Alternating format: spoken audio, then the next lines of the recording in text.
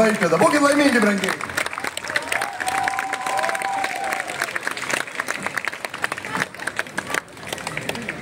O žinot, dainuosit, aš manau, kad jūs ne kartą šiandien dar apie Plaimus jau nekalbu, todėl kad Raudonikio dainas žino turbūt visa Lietuva.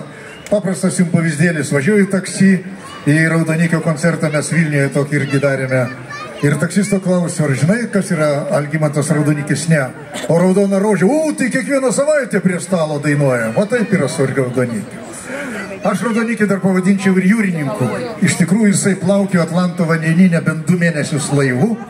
Ir vieną gražią dieną prie Ispanijos krantų sukūrė dainą, kurią netrukus išgirsime.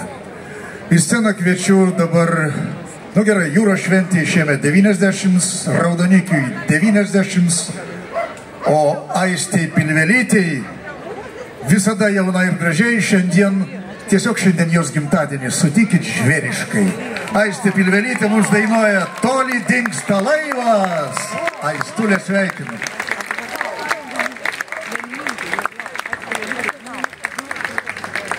Labas vakaras, Klaipėda!